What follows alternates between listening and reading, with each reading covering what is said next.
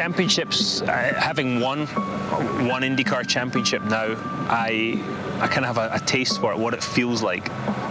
So I want another one. If you have to get everything exactly right, there's no room for error. And today is the day to go out there, put everything on the line, and try to be the best man on track.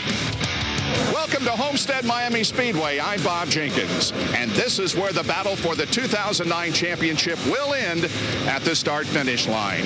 And if it's like it has been the last 2 years, the 2009 season and this race will come down to the final lap. For the 3 championship contenders, Scott Dixon, Dario Franchitti, and Ryan Briscoe, they can keep the other 2 behind them when they cross this line. That's all they can do to win the 2009 title. Bob, on paper, the points leader, Scott Dixon, should have a slight advantage. He's been in the points chase the last 3 years in a row. But if I've learned one thing about this season, Scott Dixon will be the first to tell you, throw out the past and deal only in the present. If Scott Dixon wins this championship tonight, it'll be because he crosses the finish line first. Jack, Dario Franchitti and Scott Dixon are no strangers to last lap dashes for the championship. This is turn 3. 2 years ago, in the last lap at Chicagoland, Dario Franchitti and Scott Dixon were side by side going for the race and the championship when Dixon ran out of gas right about here and Franchitti took that title. Today, they battle for the championship again as teammates. Dario Franchitti, Scott Dixon, they're used to tight championship races. They've been there. They've done that. Ryan Briscoe, on the other hand, he's never been in that situation for the IndyCar Series title until this year. But that doesn't mean he's not used to tight races. This year, he's won 2 1.5-mile ovals. And in fact, at Chicagoland, it was one of the tightest races ever. When he crossed the finish line, it was 77 ten-thousandths of a second. Robbie, I can tell you, the perspective from the team owner and strategist up here, it doesn't get any more nerve-wracking, the decisions that need to be made right here. Even more so than the driver that's just out there pounding around doing laps. The nuances that these guys need to watch from this pit stand is what's happening with their car, what the competition's doing, and hopefully make no miscalculations that are going to give their competitor an edge, and maybe even this championship. And Robbie, the same is true on this side of the pit wall. Consider, in a 2-hour race, you only spend about 30 seconds in the actual pit box. A championship certainly could be won or lost in that 30 seconds. Consider the crew members' nerves. Sometimes you wait up to a half an hour to jump over the wall and get your job done in 8 seconds. One slight miscue could be the end of the road. 3 drivers separated by only 8 points, making for one of the closest championship point races in IndyCar history. It all comes down to this. The IndyCar Series title comes down to a few points, a few seconds, a few split seconds. It's going to be on the line. The last 10 laps are just fought out, you know, neck and neck, side by side, and the best man gets to the finish line first. When it comes down to that last lap, and to know that the championship's at the end of that lap, you got to make sure you're the first one to cross the finish line.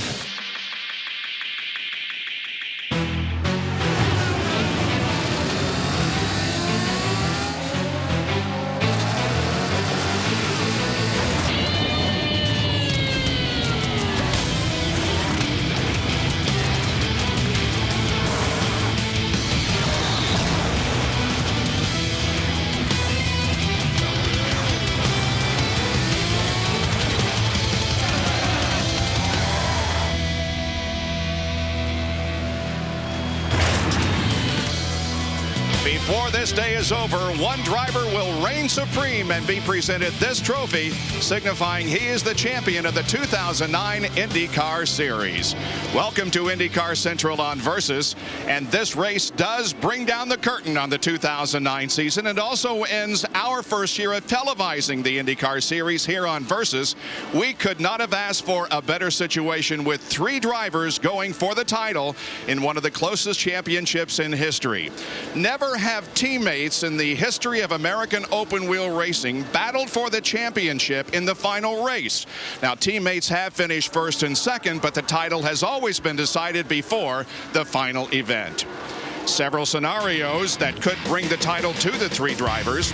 Certainly the 2 bonus points for leading the most laps, very important today. But when you boil it all down, the 3 contenders just have to keep the other 2 behind him and hope for the best. This classic confrontation involves two teams who have been in this situation before. Team Penske has multiple championships. Look at some of the drivers who have brought the championship home. And also, Target Chip Ganassi Racing has celebrated several championships. My booth mates, well, they're going to open the show from back in the garage area with more on this classic rivalry here today. Well, thanks, Bob. One thing that these teams do have in common is that they're fantastic from top to bottom. And the depth of their infrastructure and manpower and technology is just awesome. Where they differ, though, it comes to that personality and style. And Roger Penske, known as the captain, would be somebody that's a little more predictable and calm. And Chip Ganassi, who I think is somebody that's a lot more capable of shooting from the hip. And when you look at the ownership standpoint, in a lot of sports, an owner would be up in an air-conditioned booth overlooking the playing field on game day. But today, Roger Penske will be on the pit stand making the calls for Ryan Briscoe. And for Chip Ganassi, he makes the strategy calls for Dario Franchitti. So as an owner, they, at the top of the chain, are going to have the championship right in the palm of their hands. All right, thanks, guys. Well, looks like Ryan Briscoe's ready to go. Jack Arute will be here when we return, focusing on Briscoe in his first championship hunt in his career. Just 4 years ago, Ryan Briscoe was involved in one of the scariest crashes ever. It occurred at Chicagoland Speedway. All of that's behind him. He's ready to battle for the championship today. Stay with us for more on IndyCar Central on Versus.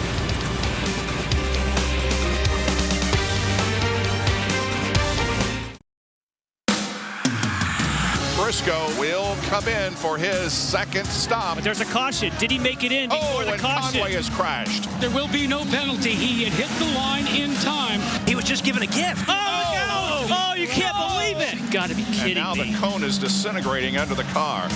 Well, they're changing the front wing. What a turn of events. Briscoe has already gone 1 lap down, now 2 laps down as the Team Penske crew goes to work, changing the complete left side upright. Ryan Briscoe has gone from the leader in the point standings to 8 points behind Dixon and Franchitti. The thought of possibly clinching the championship here is over. And we welcome you back to IndyCar Central here on Versus. My, what an amazing day of highs and lows for Ryan Briscoe in the last race, continents away in Japan. But Ryan Briscoe has used this 2009 season to really catapult himself into the mainstream of consciousness in terms of championship contenders. Take a look at some of the numbers that Ryan Briscoe has amassed. 3 wins, start of the season, and then in Chicago. The runner-ups, though, that has been the key along with the poles. He has gained 12 bonus points, and that has catapulted him right into the hunt. And he's standing by with our own Robbie Floyd. And with all the wins that you have personally, it all comes down to this one race in the points battle. It is those 2 points that you get possibly for leading the most laps look like they'd be the most important points of all. Well, I don't know. I mean, I think winning the race is the most important thing.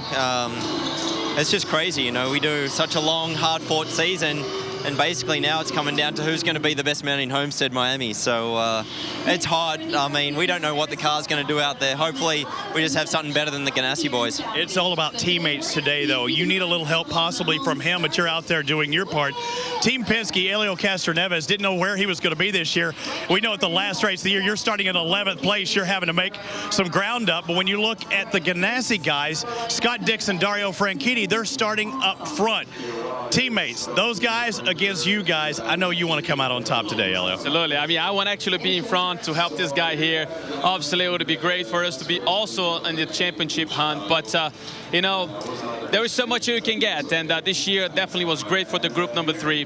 Now it's his turn. He deserves it. He works extremely hard. Anything I can in my hands, definitely I'm going to try. Again, the perfect scenario would be those guys going backwards, we're going up front. I'll finish first, you finish second. It would be a great pair. But certainly we want to get this championship for Team Penske. Unfortunately for you, yesterday you were heading towards the infield care center, had some problems in practice. Let's take a look at that. Yeah, unfortunately the left rear corner breaks down, and obviously it's difficult for you to go with 3 wheels. But the good news is the boys put the car together. You know, in fact, it was Ryan's backup car. I didn't have a backup car here because of Japan. So we basically end up doing everything we can to rush into the qualifying. And believe it or not, they put a great thing together, and we're starting in the 11th spot now. It's been a tough couple of weeks for you, I'm sure. That insurmountable lead that was no longer insurmountable. Now you're having to play catch up. How much sleep have you gotten the past couple of nights, especially last night? I slept great, you know. I feel pretty good going into this race. I think it's been a fantastic season, and you know, no matter what happens, it doesn't change, you know, the job we've done this year. I gave him some of my painkillers last night, so that's why he slept good. Yeah. But no, it's been fantastic. So, you know, if we win this, it's massive. But I think any one of the three of us that can win the championship today are deserving champions for 2009, and hopefully I can be the one. Well, you have your teammate here, but you also have a big team behind you. Let's meet them. Yeah, let's have a look. My name is Matt Johnson. I'm from Jönköping in Sweden. This is the 5th time I'm going for a championship in the last race of the season with Team Penske. My name is Gary Praw. I'm from Toledo, Ohio. Changed the right rear tire. I'm going for my 3rd championship win with Penske Racing. My name is Greg Schooker. I'm from Moulton, Pennsylvania. I'm the inside rear tire changer, and this is my 6th season with Penske Racing. My name is Harry Reynolds. I'm from Pottstown, Pennsylvania. I do the air jack, and I've got 48 IndyCar wins. Hi, I'm Matt Giese. I'm from West Salem, Illinois. I'm the fueler, and it's my 3rd season with Team Penske. Jamie Coates from Devonport, Tasmania, Australia. I changed a left front tire for Ryan Briscoe, and this is my 1st championship. My name's Justin Horning.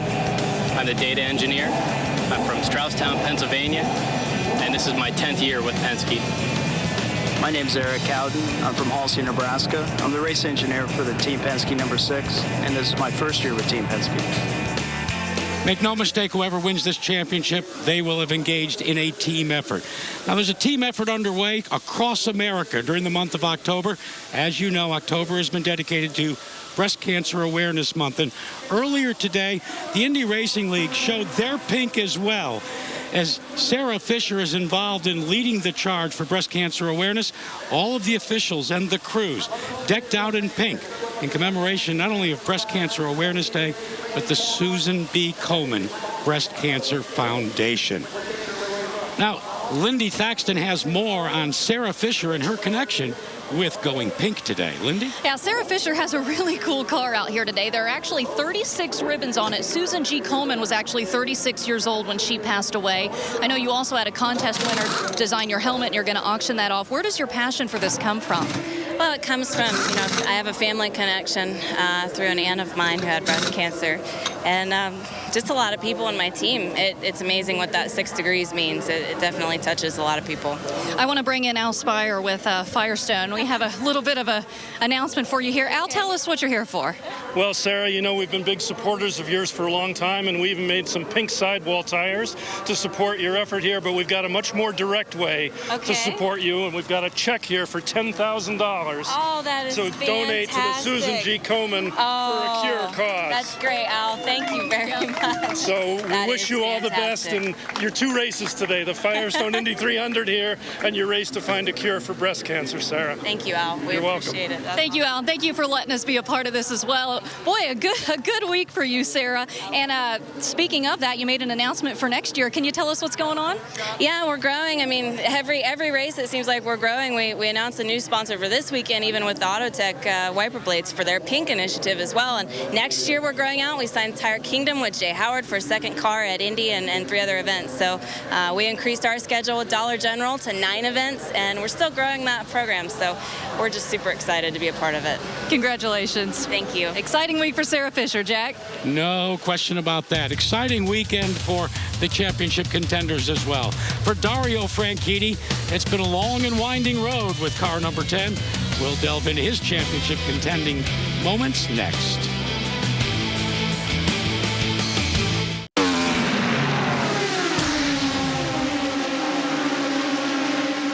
You're getting people walking through Macy's that know nothing about racing. They see what's going on here with the race car and the drivers up here signing autographs, and then they ask about it, and then that in turn gets them to the races. we got to thank Izod and the league and the W Hotel for putting this event together. It's a big buzz around Miami, and Miami definitely is the best place to have the last season and also to have a fashion show. Izod is, it's an iconic American brand that has come in here and aligned itself with the IndyCar racing and the vintage look, and it really matches the current style that it's all working great.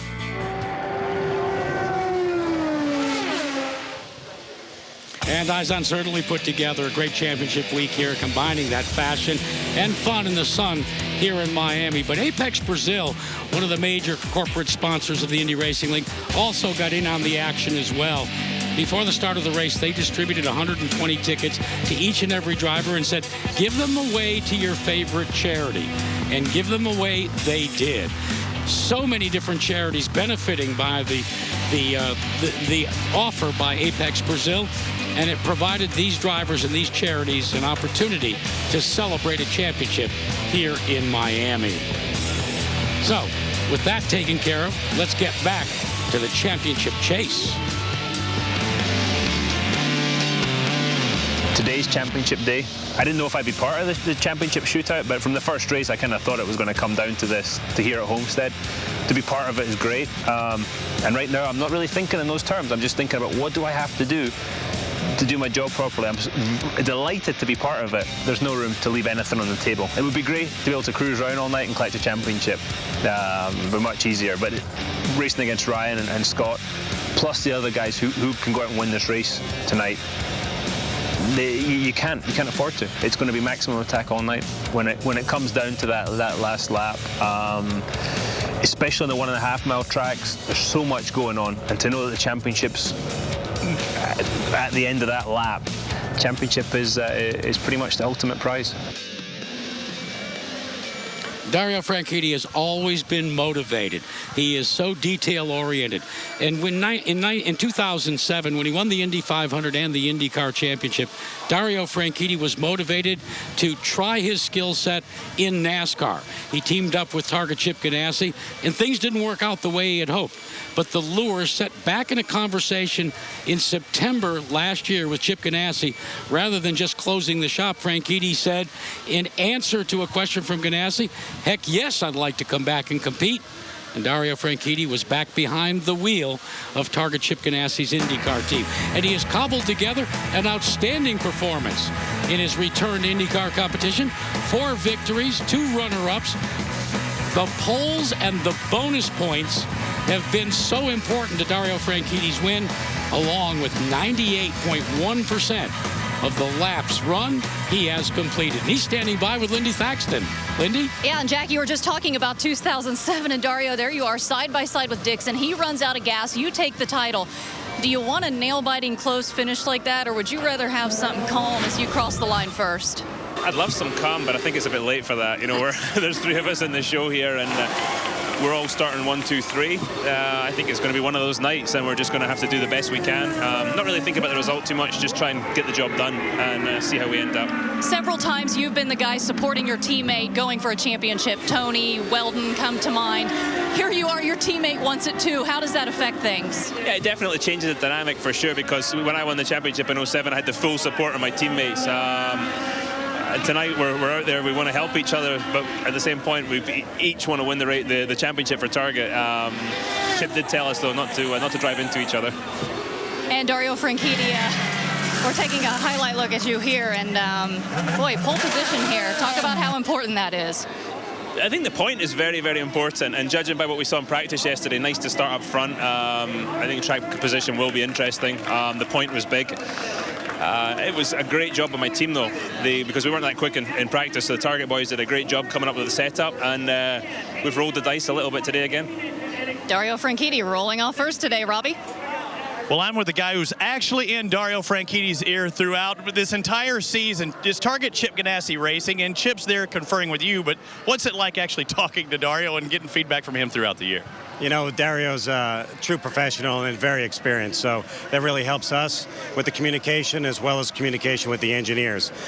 He communicates throughout the event to both Chip and I, and we certainly communicate back. And he doesn't get too upset. You know, he stays focused, and it's really important. Qualifying setup and race setup are totally different, but I think Ryan Briscoe, a lot of people were surprised that you ran early yesterday and still was able to take pole and found some speed you didn't have. Where did you find that speed yesterday, Barry Wanzer? Well, I certainly didn't find the speed, but our engineering staff, certainly Chris Simmons and Brad Goldberg, worked really hard after practice to give Dario that little bit that he needed for qualifying, and it worked out. I mean, it was pretty special. We were all very happy with the outcome. It was a 4-point deficit coming in, or leaving today, going into this final race. Barry Wanzer's the man in charge of Dario Franchitti, but there's a lot more guys behind the scenes, the crew members, that make it all happen.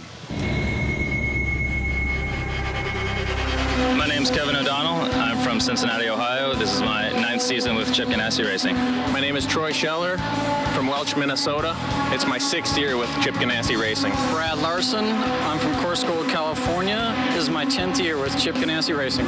Matt Swan, Napa, California, Airjack. I've been with Chip Ganassi Racing 10 years. Robbie Page, Hemet, California. Been with the team 3 seasons now. Steve Namasnak. I'm from Somerville, New Jersey. Left front tire changer. This is my 2nd year with the team. Well, he's been winning races since he was 5 years old, but back then he wouldn't take the trophy. He'd just go to his motorhome and watch cartoons. Coming up next is Scott Dixon. Will talk to us about his chase for the championship. Wonder if he's playing mind games with Ryan Briscoe. We'll find out next.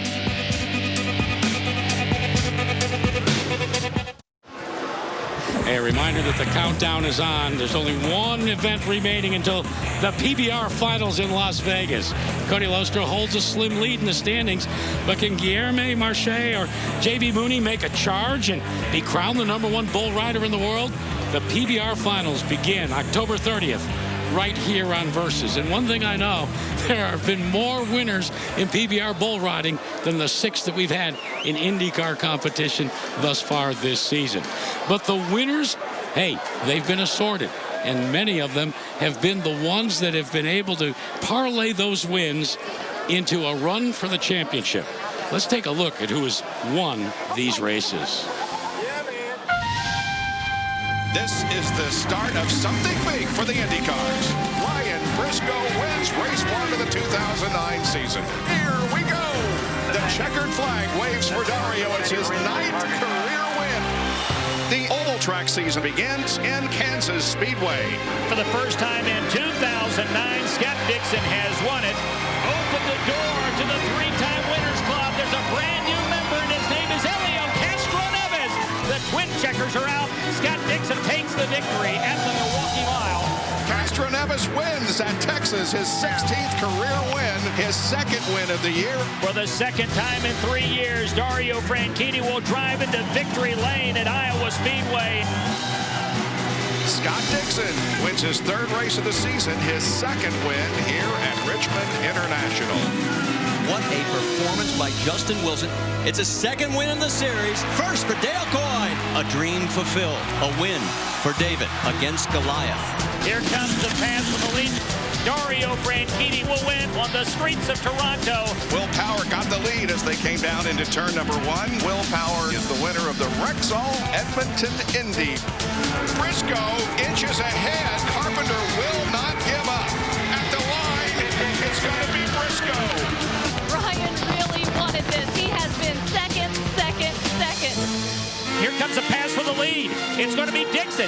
Scott Dixon wins his 20th career race. He now is the all-time winner in the IndyCar Series with 20 wins. Welcome to Sonoma at Infineon Raceway. Dario Franchitti wins his 4th victory of the season. Great job, guys. Great job.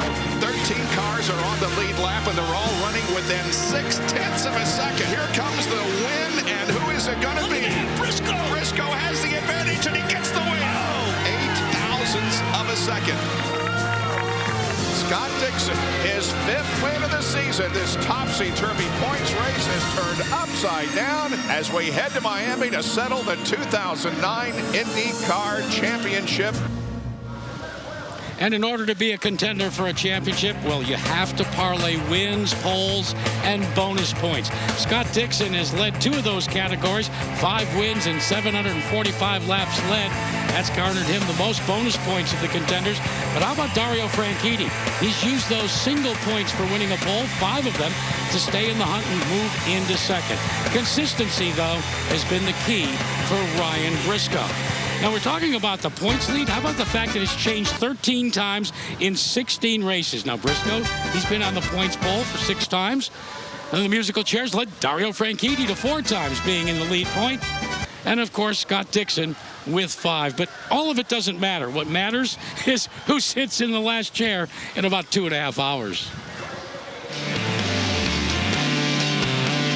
Today is championship day. It's so much even to put into words, but it's just massive dedication from everybody on the team. It's tough, a lot of pressure, extreme pressure. It's just a sense of a whole lot of weight lifted off your shoulders. The emotions are really hard to put into words. The IndyCar Series title comes down to a few points, a few seconds, a few split seconds. It's going to be on the line. There's a battle between the 3 of us, and it's going to come down to a nat second. It's tough, extremely tough. You have to get everything exactly right. There's no room for error, and with added pressure, that becomes very difficult. Since he was 5 years old, Scott Dixon has been racing cars, but when he turned age 16, his family had run out of money. He thought his career was over before it even started and before he got to the United States. But he parlayed his passion, and he actually syndicated himself. And with his last championship 1 year ago, he was able to finally pay off all of the people that believed into him. But boy, in 2009, he has returned with a vengeance. Let's see how he got to where he is atop the points. For Scott Dixon, it was a slow start with things, a 16th at St. Petersburg, that really left him wondering when he got to Long Beach if he was going to be in the points chase at all. Many people began to write Scott Dixon off for the year. He finished 15th at Long Beach, but he came back in Kansas with a vengeance, crossing the stripe first to the double checkered flags, and Scott Dixon and the team knew they were back. Then after Indy, it was a win over Ryan Briscoe with some nifty race traffic running that gave him another victory. But when we got to the road course in Sonoma, California, a first lap snafu collected Scott Dixon, and many thought maybe Scott Dixon's hopes of another title had gone up in smoke. But in Montegi, Japan, while Ryan Briscoe had his problems, Scott Dixon went on to the cross checkers and sat atop the podium and was right back in the hunt. So, who has the distinct advantage going into this final race of the season? Because it is on an oval. When you take a look at things, you would have to think that Scott Dixon might be the guy to bet on. But Ryan Briscoe, he's done quite well, and Dario Franchitti, our 3 contenders, tops in terms of how they do in running on an oval. Let's talk to the king of the ovals right now, the guy on top of the points. He's with Robbie Floyd. The king with a 4-point lead over his teammate Dario Franchitti. It's now, the spotlight has never shone so bright on you as it is right now with this 90-something degree heat. How's it feeling? Yeah, it's definitely it's exciting. You know, it's definitely very hot here, I think, for October, especially for Miami. So it's going to be a tough night. You know, I think the track's going to be very demanding, and you're kind of at that pivotal time of day where, you know, the sun's going to come off the track and change the track quite a bit, and you're going to have to chase that to, you know, make sure the cars handle well. Any preconceived notions of who's going to lead, if assuming it's you and your teammate? Have you thought about maybe conserving fuel one or the other? Have you talked about that? Yeah, you talk about it. It's kind of one of those things that you really have to get in there, you know, get the first few laps under your belt and see how your car's running. I don't think you want to burn too much fuel and maybe get caught out on the first caution and, you know, find yourself out the back or something, which has been happening quite a lot this year. So, you know, hopefully the target cars can stay up front and continue to run well. How about the comfortability of your buddy, your friend Dario Franchitti, working with you throughout the year, and now he's going head-to-head with you here this week? Yeah, it's tough. You know, it's your teammate. You know, you got to thank Team Target for you know, giving us both fantastic cars throughout the year to put us in this position. But you know, when it comes down to it in the last lap, man, we're going to be fighting just as everybody else will be. And I'm sure you're wanting to maybe flip it over from what we saw a couple of years ago with Dario. Maybe it's you that comes out in front of this lap. What is it with the last race and coming down to the wire? I think it's only fair that Dario runs out of fuel. We'll have to see what happens. But he's trying to make fun of me over there. But no, I just hope that one of the target cars is taking care of that championship trophy. And Lindy Thaxton, they've been working together all year. I have a feeling we're going to see much more of the same today. I'm here with Ricky Davis, Scott Dixon's crew chief, and boy, the pit crew really didn't sleep last night either. They don't want to miss a beat when they cross over that pit wall. Comes down to a lot. Here you are, Ricky, with a big ankle injury. It's not even taped up or anything today. How does that impact this? Well, hopefully it doesn't. I hope it's hot enough that I forget about it. But it seemed to be okay in practice. We did some practice during the first session, and definitely hurts. It bothers me a bit when I get up, but I'm sure once the adrenaline gets flowing and the race is going, I'll be just fine. Yeah, that's what I wondered, because what happens if your right front tire, just rolls away? Do you just not even think of the pain and you're just all about work? Yeah, for sure. At that point, you're so focused on what you have to do. I'm sure that should that happen, I'll be able to get up and get it, no problem. Well, we wish you the best of luck with that today, Ricky Davis. Thank you for your time. Thank you. And now let's meet the rest of the number 9 crew.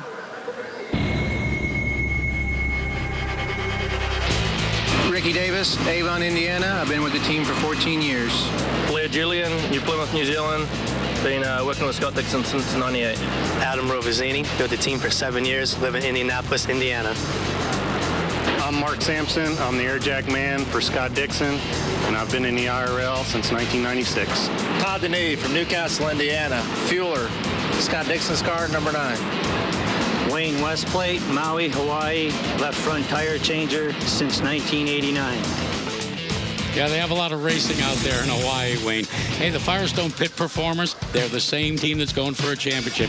In Motegi, Japan, the Scott Dixon's team was named the Firestone Pit Performers. So we've met the drivers, we've met the teams. In 1981 and in 1982, I was fortunate enough to be part of a pit crew that competed for the NASCAR then Winston Cup title with Darrell Waltrip at the wheel.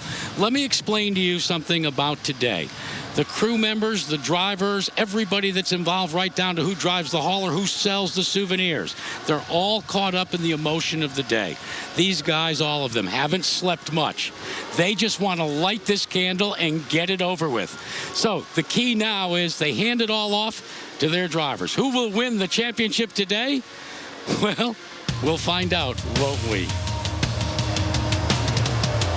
Willoughby, Scott Dixon, Dario Franchitti, or can Ryan Briscoe come from behind and score one? You'll find out next here on IndyCar Central.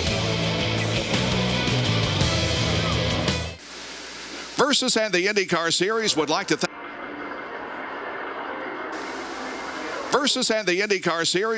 thank the following sponsors for their participation and activation during the 2009 IndyCar season. We know they share the same passion for the IndyCar Series as we do at Versus. This was the first year Apex Brazil was involved in the IndyCar Series, so thank you to Alessandro Teixeira, Mauricio Borges, Tatiana Porto, and Sylvia Pearson for a successful season. We have experienced your energy in 2009. Alan Sirkin and Mike Kelly of Phillips Van Heusen continued to find creative ways to introduce the IndyCar Series to new fans during the 2009 Macy's IZOD 100 Years of Victory National Tour. Thank you to Jerry Riccioni and Rick Jago from Old World Industries. Their support of the season-long Peak Performance Pole Award and the Peak Indy 300 at Chicagoland is greatly appreciated. And a final thank you goes to our tire and engine suppliers, Al Spire and Joe Barbieri from Firestone, and Honda Performance Development's Eric Bergman. From everyone at Versus, thanks for a great 2009, and we're already looking forward to an outstanding 2010. Two drivers, Scott Dixon and Dario Franchitti, have been down this championship road before. The other one, however, Ryan Briscoe, is in unfamiliar territory. White flag will be displayed. The final lap of the 2007 season. Scott Dixon out in front as they head to turn number 2. A three-car fight for the win. Dixon by a half a car length. Dario swings it wide. Dixon had to lift. Dario Franchitti goes to the high side. Dixon is out of fuel. Dario Franchitti, he'll win the race. He'll win the title. It was the hug. Unbelievable. Dixon on the inside. Elio on the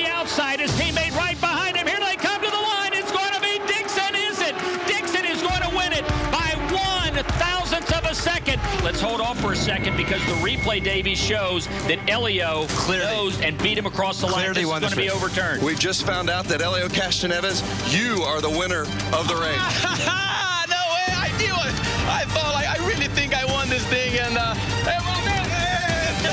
we just watched the closest IndyCar Series finish ever here at Chicagoland Speedway. But either way, Scott Dixon is the winner of the 2008 IndyCar Series title. The thousands here on hand. Briscoe shown the leader. Meanwhile, Carpenter with the advantage. Briscoe is out of overtake, pushes. Carpenter has two left. And Carpenter to the bottom. Briscoe to the high side. Get the cameras out for a photo finish. They're setting up for turn 4 for the final time. Here comes Carpenter, side by side with Briscoe. Briscoe got him. Briscoe, by a nose at the line, will win it.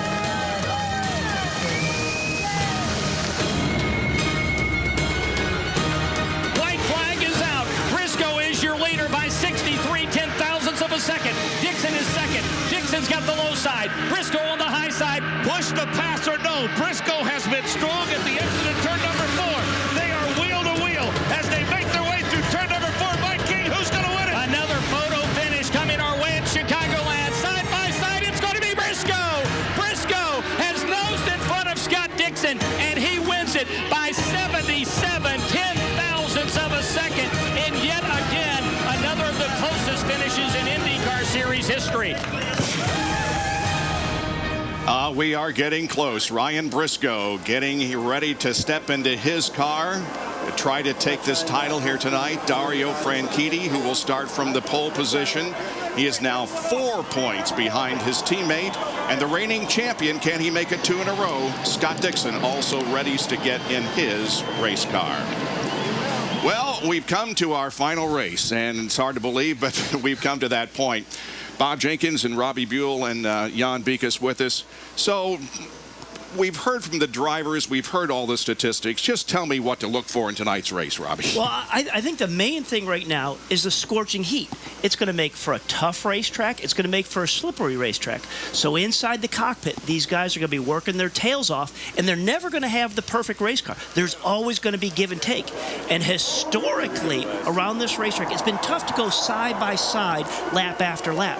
So the drivers are really going to have to plan ahead, look ahead, and time that pass perfectly. And it's going to be a function of risk and return in that timing. And Robbie, I think what that does is it changes it, I think, to more of a team effort. You see the teams on pit road, and you talk about track position. You heard Scott Dixon say, we're going to be chasing the track tonight because the conditions are going to change. It's hot and slippery. So when you pit and the changes that you make, so much in the hands of the team, I think, is going to determine the championship. Yeah. All right, well, let's talk now specifics. Who does all this favor?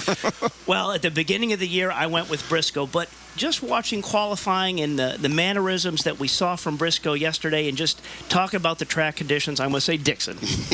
So you switch horses. I'm not going to switch horses. I started this season saying Dixon. I'm going to stay there.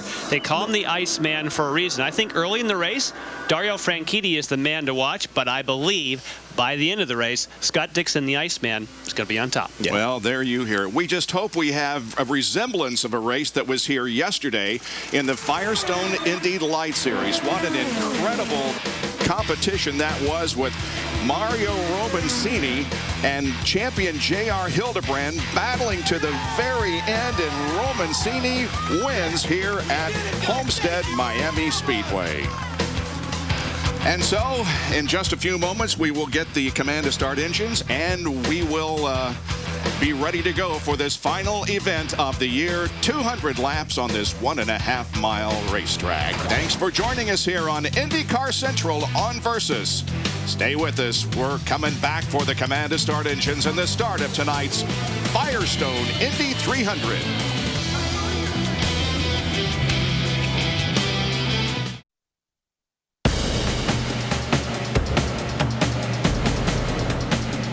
Second chances.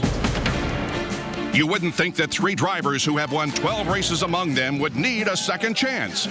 But these 3 men, separated by only 8 points in their quest for IndyCar greatness, will take one. Last season, Scott Dixon was the picture of perfection on a race course, winning 6 races and opening up a sizable points lead over Elio Castroneves going into the final race.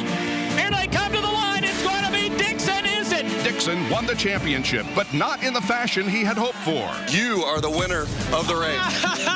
No way, I knew it. Today, he hopes to win his third IndyCar championship with a trip to victory lane. The IndyCar Series title comes down to a few points, a few seconds, a few split seconds. It's going to be on the line. 2 years ago, Dixon and Dario Franchitti were rivals on different teams, battling for a title on the last lap of the season. Dario swings it wide. Dixon had to lift. Dixon is out of fuel. Dario Franchitti's going to win the race and the championship. Franchitti's victory was Dixon's heartbreak. But after he won the title, the Scotsman left IndyCar to drive for Chip Ganassi's NASCAR team, where after a year of struggle, he returned to IndyCar. Today, Dario and Dixon are Ganassi teammates who must balance the fine line between working together and racing for a championship. To take the championship, I think you're going to have to, you are going to have to win it. So there'll be nothing left on the table tonight. In 2005, Ryan Briscoe was a driver for Chip Ganassi when the unthinkable happened. Whoa! The car split in half. It took months for Ryan to recover from this crash, and he didn't return full-time to IndyCar until last season when he took over Roger Penske's number 6 car. This season has been a breakout season for the driver from Down Under with 3 wins. Get the cameras out for a photo finish. Briscoe got him! Today, Ryan Briscoe races for his first IndyCar championship. I think I've grown a lot as an IndyCar driver. I feel like I belong, and winning the championship would just be awesome. 3 drivers trying to capitalize on a second chance. The 2009 IndyCar season finale. You won't get a second chance to see this kind of history made.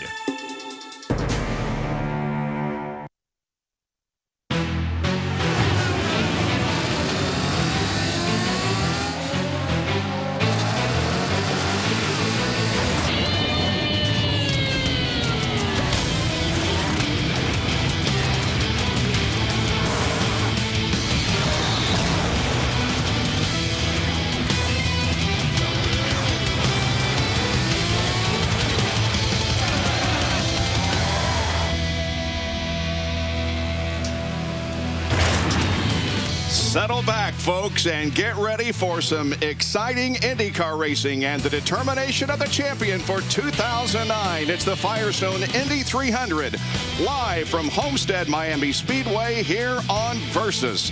It's a 1.5-mile true oval here with the banking and the turns 18 to 20 degrees, and always has led to some very, very exciting races. It's the 17th and final event of the year with 3 drivers going for the championship.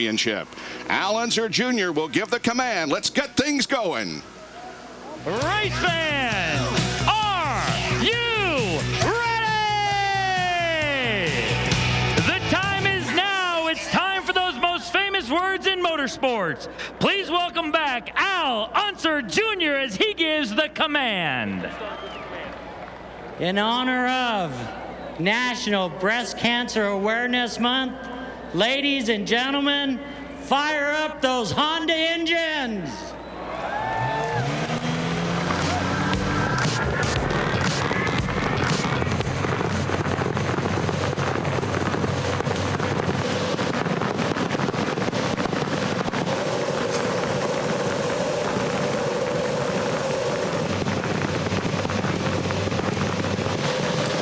Honda engines coming to life as 23 drivers now get set for 200 laps, 300 miles of racing to end the season. Seems like such a short time ago we were getting ready to start the season 6 months ago, and here we are ending it. Again, there are many scenarios that can lead to a championship, but if Dixon or Franchitti win the race, they can win the championship. Basically speaking, all you want to do is keep your 2 opponents behind you and do the best you can. Certainly the bonus points are important because 1 point has already been awarded to the pole sitter, Dario Franchitti, and you get 2 bonus points for leading the most laps. And there's the points breakdown, 50 points for first, 40 for second, and on down the line. The cars begin to move away. Couple of warm-up laps and we will get the green flag. Dario Franchitti will have an onboard camera with him.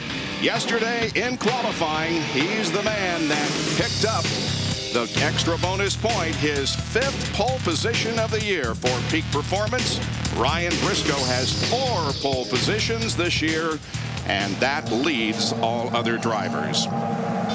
All right, let's take a look at the starting lineup. Row 1, Franchitti and Dixon. The 3 title contenders are starting 1st, 2nd, and 3rd, not necessarily in their order of points. 2 former winners of the field, Dixon and Weldon.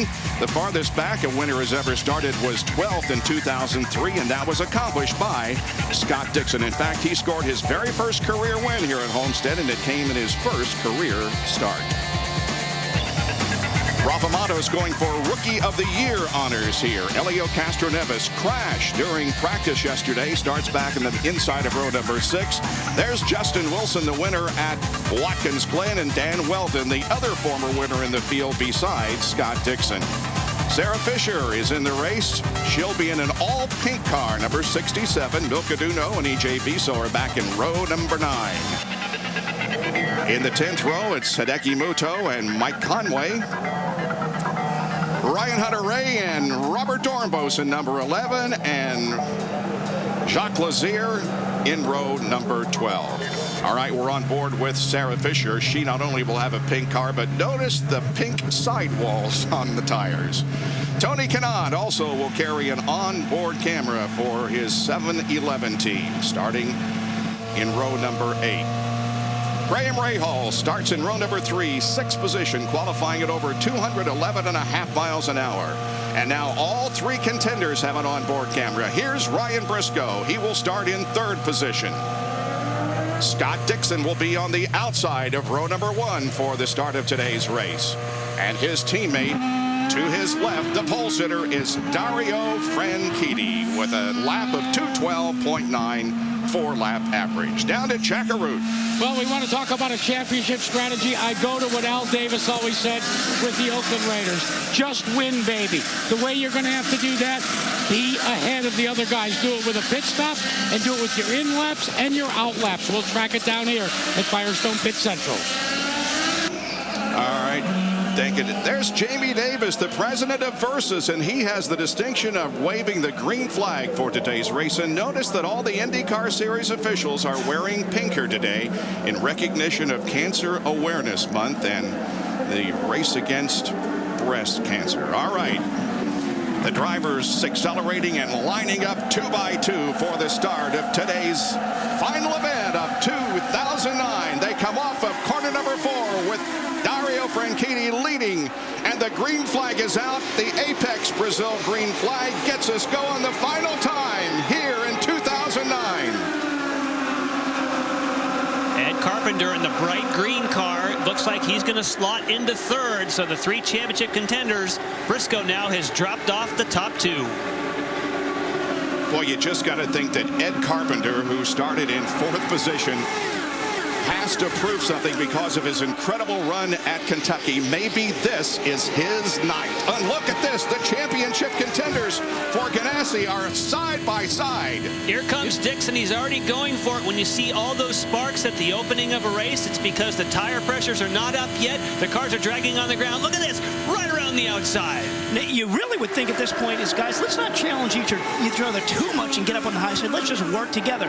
But also, Dixon, who is on the high side, he said, hey, we need to get the first handful of laps behind us to really figure out what kind of cars we have, and then we'll talk about strategy. So he went right to the high side. They are going at it already, and now Dixon has a slight advantage if they get to the end of the back stretch and head into turn 1, but Dario fights back on the inside.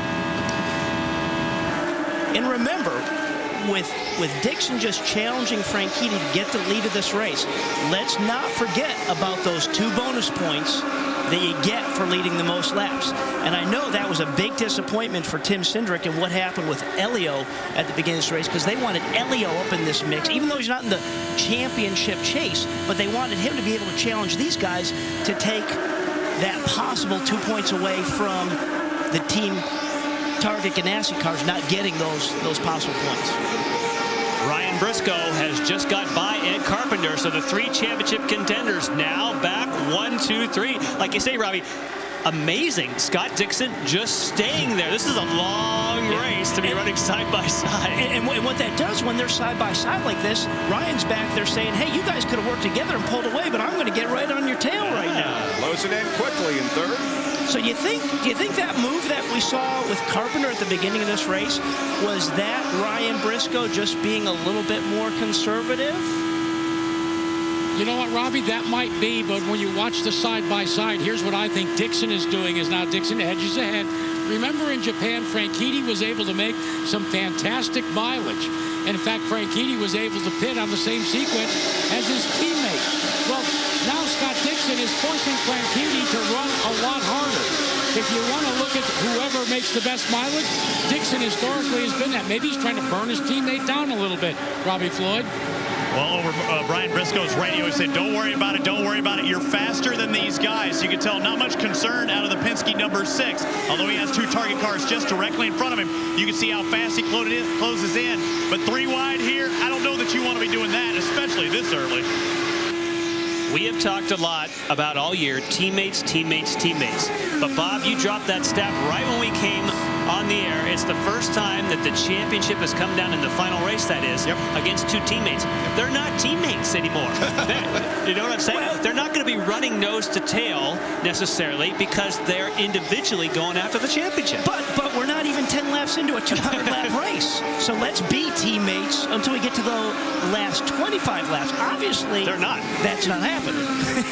Dario and Scott battle for the lead. Dario has earned the 2 bonus points for leading the most laps 3 times this season, and he's won all 3 of those races. Stay with us. IndyCar nonstop on Versus.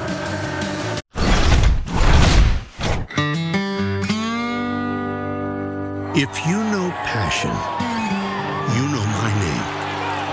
If the roar of a race car gives you goosebumps.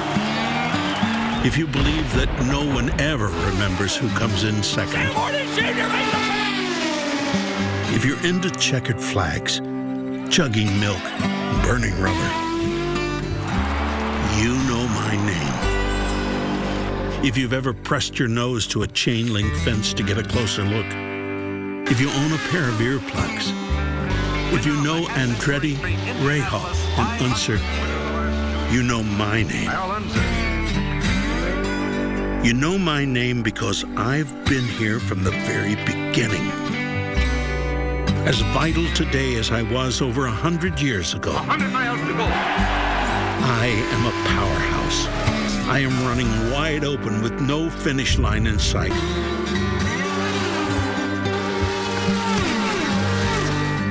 I am the fire that never goes out.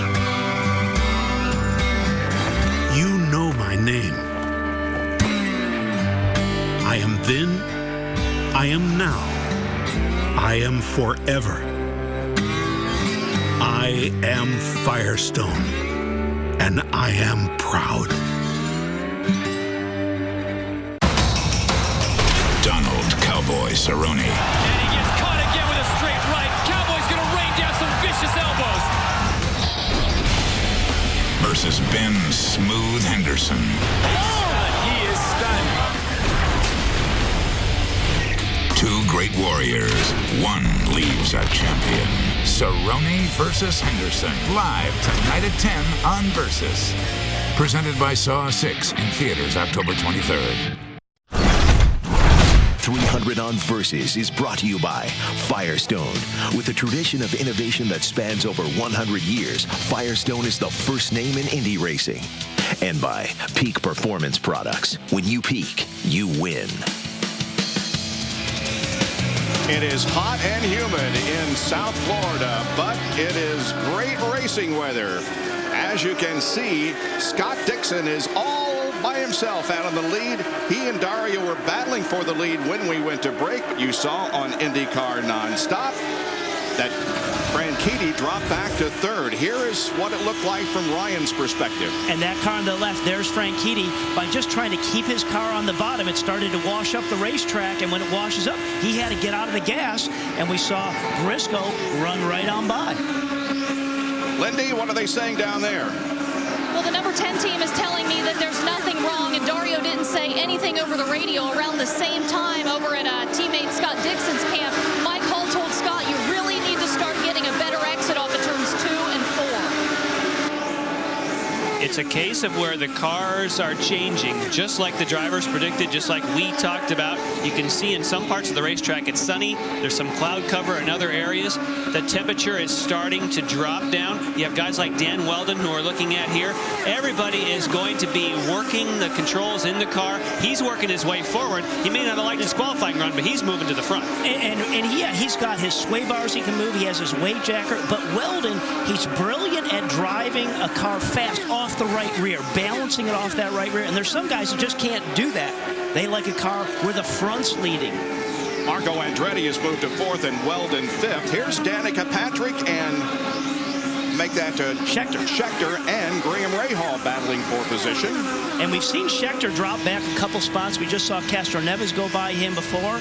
Now he's lost another spot as well to Graham. Graham Rahal did not compete at this track last year. He crashed during the day before practice, and they did not get the car repaired, so his debut was last year at St. Petersburg, which he won. So this is his first time racing here at Homestead. And we talked the other day, too, about the Newman-Haas-Lanigan team, and in the offseason, this team made incredible strides on their package on these super speedways, and we see that. He finished 3rd there at Motegi. He was 5th at Chicago, Kentucky, so they have definitely found the speed and balance to make that a happier race car for Graham. Thomas Scheckter on top and Alex Lloyd on the bottom. He is driving for Newman-Haas-Lanigan Racing with her sponsorship, just like he did at the Indianapolis Motor Speedway. And Scheckter is just trying all he can to get the position, and he's going to do it.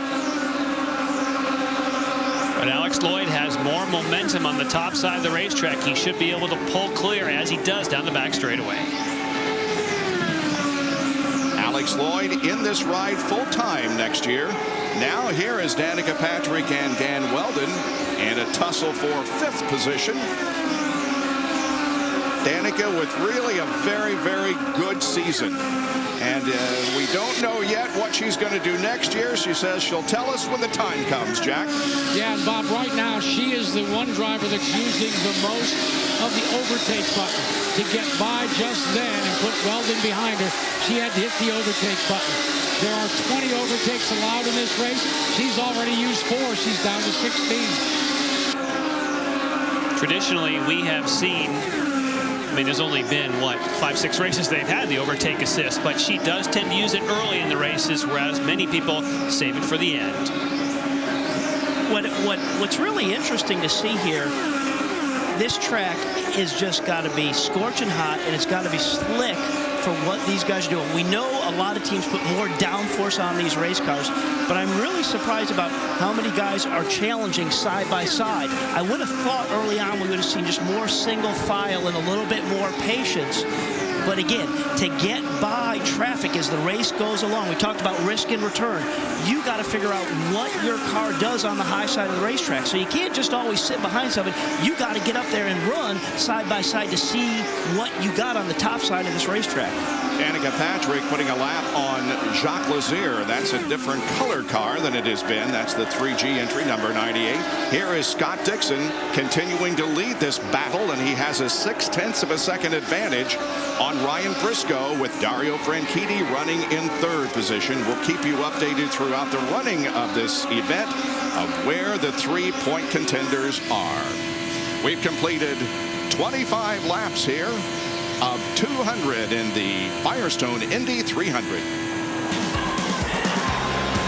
fans, are you ready?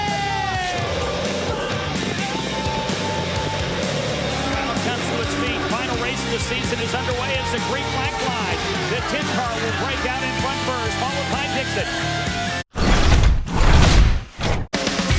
I've driven a lot of different cars, but 2 things never change. No one demands more from their car than me, and nothing protects under the hood better than Peak. Peak Long Life Antifreeze is formulated with an advanced organic technology to protect any engine of any make, any model, any time. If you can drive it, Peak can protect it. And when I drive it, it better perform. Peak Long Life Antifreeze. When you peak, you win.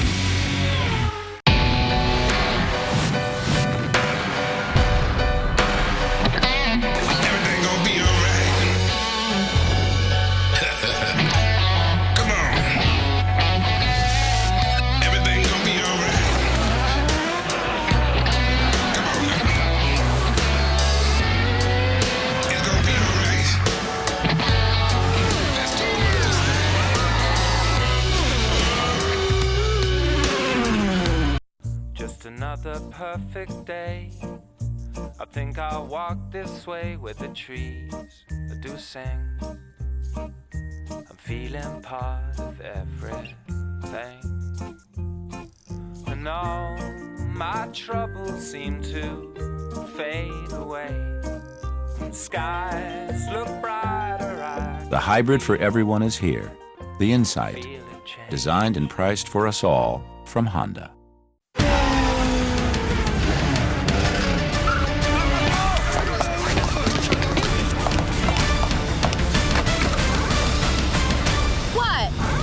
You think this is wrong? This is just teamwork. I'll tell you what's wrong. Paying extra to use all your phone's basic features.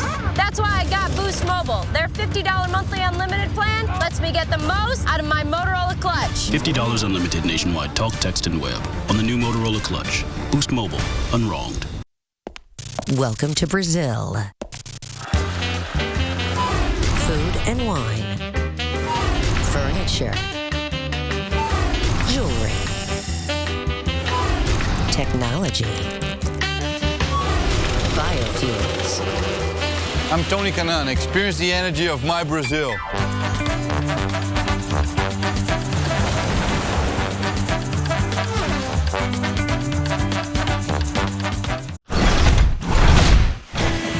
Tonight, Versus brings you a Texas-sized showdown in the WEC. Donald Cowboy Cerrone meets Ben Smooth Anderson for the interim lightweight title. Two great warriors, but only one will leave a champion. Cerrone versus Henderson live tonight at 10 Eastern on Versus. Down to Jackaroo. Bob, we're getting into the window where we're going to maybe most likely make a pit stop under green. And for these three championship contenders, Dixon, Briscoe, and Franchitti, this is the time, as Jan Beek has said at the top of the show, they just don't want to screw up. They may be only over the wall by about 8 seconds, but they have thought about this each and every night since they started to load up to come down here. Now, for a guy like Scott Dixon, what he is going to need to do is have a good, hard, fast in-lap, but then his crew members are going to have to go to work. And remember to watch Ricky Davis. He is playing wounded with a sprained ankle. He'll be on the right front on Dixon. You lose time on pit road under green, and as you know, Robbie Buell, that's devastating. As competitive as this field is, you can't give anything away. You just can't do it. Here's Franchitti, who has dropped back now to about 4 seconds behind Scott Dixon. We eavesdropped on some radio conversation that Dario had moments ago. The car is oversteered in the middle and understeered on exit number 4. Now, anytime you have one condition in the middle of the corner and another one, oversteer, of course, is when the back is stepping out. Understeer is when the car wants to go straight. When you have two in the same corner, that makes hard work for the engineers. No, what you always want to have as a well-balanced race car is to have it do one thing. You want it just to have understeer everywhere or be loose everywhere, so you really can dial in on that. So that is a tough combination. And when the car is loose coming off the corner, it just makes it hard to get back to full throttle. And anytime you're just waiting to get back to the throttle, it lets everybody get a run on you, just like Alex Lloyd had a run right down the inside of Mario Moraes. And that's a battle for 9th position. Looks like that Lloyd will be able to take that spot. There are 14 cars on the lead lap. Among those that have been lapped, Ed Carpenter, who got off to such a good, strong start, but obviously is having some handling problems with that machine. It's really amazing, you know, we're 40 laps in. The guys are getting lapped out there. It's just a busy racetrack. And as we said, nobody's ever going to have the perfect race car out there. And some are going to be a little better than others. And we're just seeing the disparity in terms of the balance and the speeds. as these guys are putting laps on the tires. And talking with Firestone, the Firestone engineers, Jan, you and I talked about this, is they said this is one of the toughest racetracks there is in terms of just severe load in the car. And it's incredible that you would think that, but both ends of this racetrack are just a little bit tighter. And when the guys try and keep the cars down on the bottom, they're just putting that much more load in it.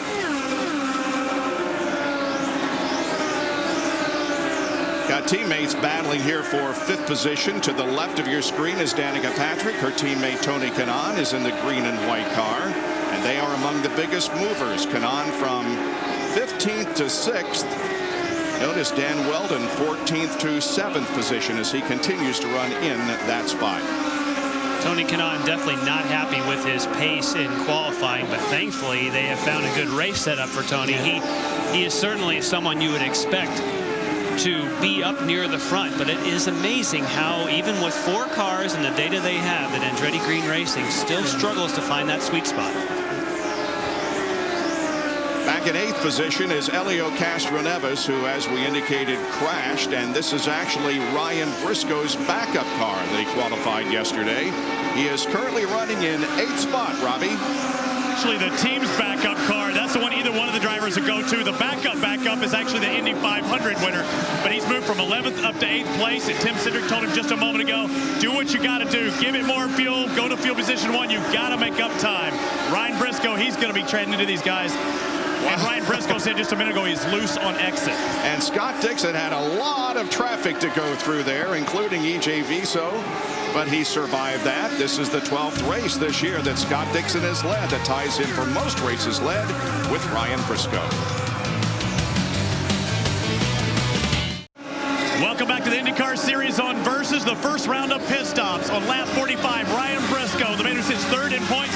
He talked about how the car was loose on exit. They needed to make a change. Roger Penske saying, watch me, wait for the time, and he's out with 7.4 seconds. Much better than he did at Motegi, coming out smooth, and a round of applause from his crew and everybody around.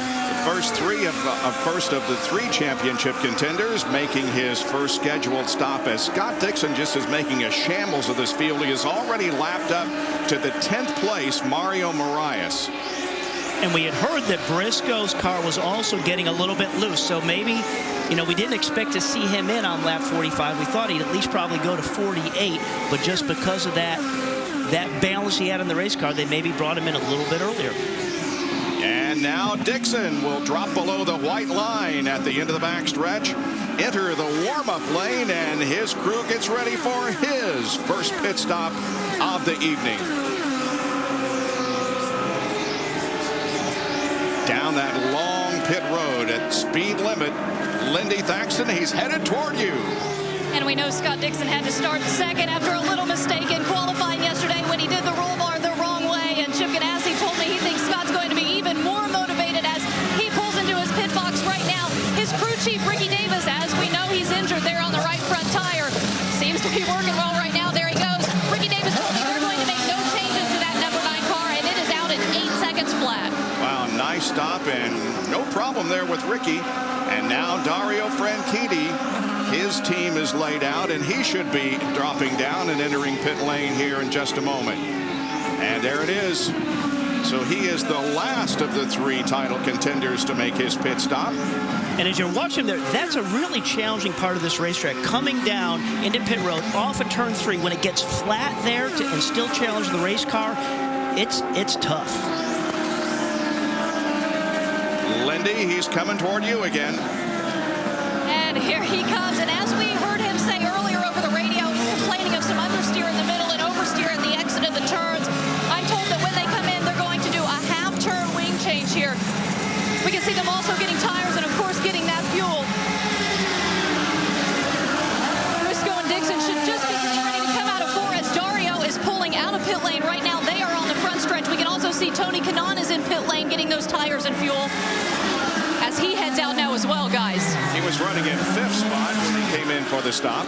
Now for Dario Franchitti, they took wing out of the front, so that'll get rid of the looseness in the middle of the corner, and I wouldn't be surprised, as Castroneves leads this thing at the moment, that they may have made a tire pressure change to take care of the other understeer, Robbie. But you never want to have a car that's loose. You want to have a car that does push. So I understand them backing off that front wing just to get the thing to come off the corner better and not be loose. Elio led the previous lap. Now he will come down to make his pit stop.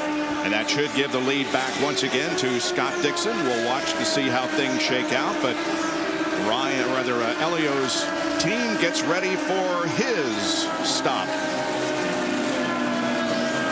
Elio Castroneves comes in on lap number 32. He was the leader at that moment, stretched out 7 more laps than his teammate Ryan Briscoe. He's complaining of understeer in turns 3 and 4, a half a turn up in the front wing, and he's out in 6.1 seconds. That's a stop there, boys. 6.1 seconds. And now we have cycled back to a battle up front. Scott Dixon and Ryan Briscoe are right together on the racetrack. Remember how we talked about how this was going to be a team effort? Look how much faster. Oh, he's up in the gray. Who is he up in the gray? Well, he Ryan was just Briscoe's flying. He was riding that momentum. He's like, I got a head of steam here. I'm just going to see what it does up top. And we haven't seen anybody run that high in 1 and 2 yet. Here's the thing, though. Dixon was running away with this thing. They made stops. Certainly the Penske team has made the right change. And let's not forget those 2 bonus points for leading the most laps. That's why Briscoe is challenging the top side there to get ahead of Dixon. All right, those 2 running first and second right there. Back in 3rd position is Dario Franchitti. He is about 4.5 seconds behind his teammate Scott Dixon, the leader of this race. You're watching live coverage of the Firestone Indy 300 from Homestead, Miami Speedway, here on Versus.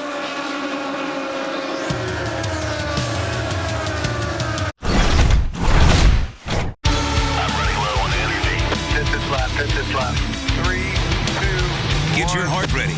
A new energy is going to jolt you. The unique energy of Brazilian products and services.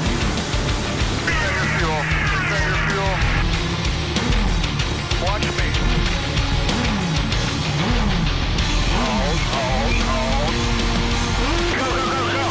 Go to experienceourenergy.com and discover Brazilian products.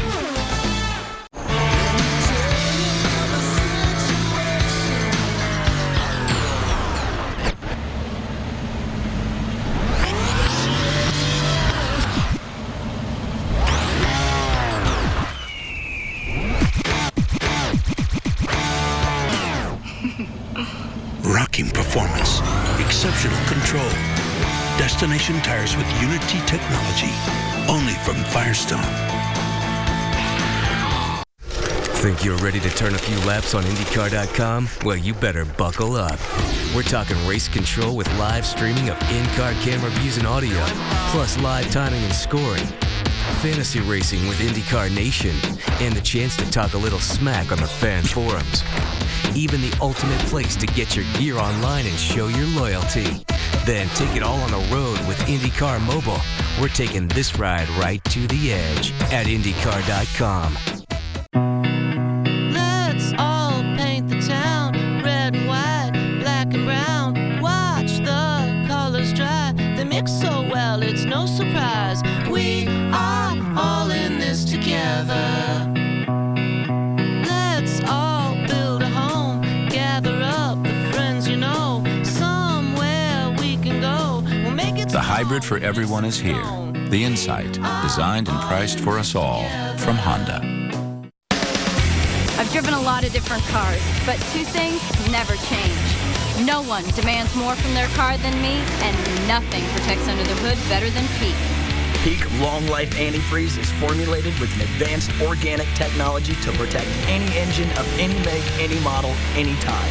If you can drive it, Peak can protect it. And when I drive it, it better perform. Peak Long Life Antifreeze. When you peak, you win. Welcome back to Championship Day for the IndyCar Series here at Homestead, Miami Speedway.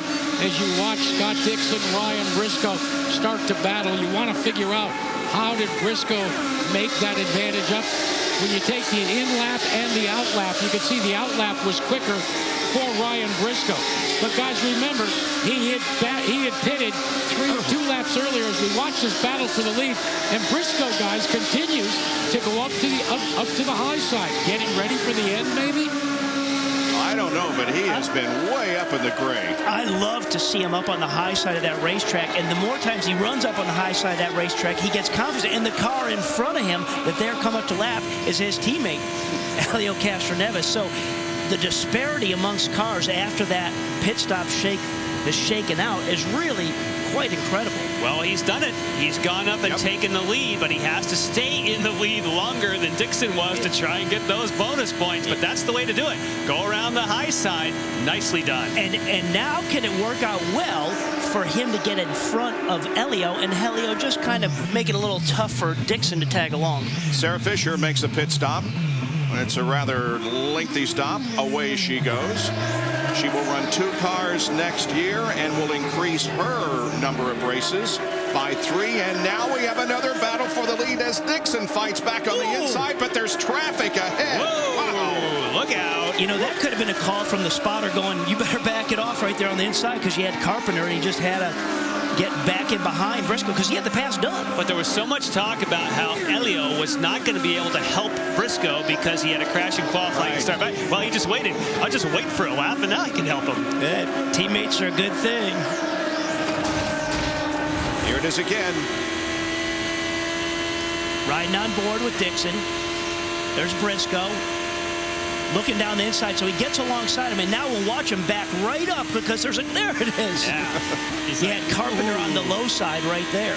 He lost the air, had to downshift. You know, the game, forget about what you had in qualifying. You know, we talked about TK earlier saying he didn't like his car too much. The car you had in qualifying versus the race car you have to have right now, it's a balance. You're not running flat out around this place all day long like you are in qualifying. You're having to work the throttle, work all the tools inside this race car. So that means nothing anymore. I cannot believe how much the complexity of this race changed with one pit stop. You have a pit stop to where they throw a different setup on the car. All of a sudden you have a dominant Scott Dixon. Now you've got a Ryan Briscoe running away. Yeah, but fellas, let's think about this. Let's go back to Milwaukee. This was the same scenario. Helio Castroneves out of the hunt and limping around. And remember, Ryan Briscoe was such a gentleman to his teammate. Wonder if he'll be that way this time. Remember, Dixon passed him in the race traffic. And I think it's going to be all for one and one for all here as far as his teammate is concerned, Ryan Briscoe. Jack, you're spot on. Helio's going to do everything he can to do what is right for Ryan to try and win this championship. Average speed of the race over 202 miles an hour with 70 laps completed, Lindy. And let's talk about that race on pit lane with Ricky Davis. What did you think of that last stop as crew chief with Scott Dixon? I think we went pretty good. We had a good clean stop. No problems whatsoever. Looks like Briscoe's really getting away from him. What's he saying over the radio? Can you hear? He hasn't said anything right now. He's just driving. Ideally, what's a good length of a pit stop for you today? What was that? What's a good length of a pit stop for you today? When we see Scott come back in, what time are we looking for on that clock? Hopefully faster than everybody else. I like that. And how are you feeling? I'm pretty good. Okay. Okay, thank you, Ricky. Good political answer. And again, we have a great battle. And Dixon, that's going around Helio Castroneves. So... Still good battle. Briscoe, no longer has his teammate up there. Yeah, and, you know, Helio could have kept him behind a little bit, but, you know, when you get a run on somebody here, you got to play fair because it's a small world, especially in the IndyCar series, and people remember. So that's just, he's a first-class racer throughout, but this thing, it's going to circle around. The disparity amongst different cars here, Helio is still a factor in this race in terms of how he can maybe help Briscoe. And I just love the fact right now where Briscoe's run on the racetrack. The fact he can challenge the high side of this racetrack, I love it. With Helio going a lap down there now, 5 cars on the lead lap. Jack, what was Sarah's problem? Well, she was fast all week and she had high expectations. I just talked to her husband, Andy O'Gara, and he said, don't know what happened to the car, but no matter what we do in terms of changes, it just won't go fast. Robbie, I believe they call it being stuck in neutral. That's the case on the Dollar General car for Sarah Fisher right now. Yeah, neutral's not a good place to be. No. I mentioned she's going to go to 2 cars next year. Jay Howard will be the second driver in the team. Or she had to lift there, didn't she? Mm-hmm. So, you know, sometimes it's a function just when you lose the balance of the car. You wonder where speed goes when you lose the balance in the race car and you just have to keep getting out of the throttle so much. You just never can get your momentum back. You're running out of the groove. You pick up debris on those tires, and you can just never get it back to feel comfortable and give you the confidence. She did drop the left hand, which is where the anti-roll bars are. You have one for the front and one for the rear. So obviously she'd like to find more speed, and you can work those tools while you're out there trying to fine-tune the car, because definitely the conditions are changing. You've got some cloud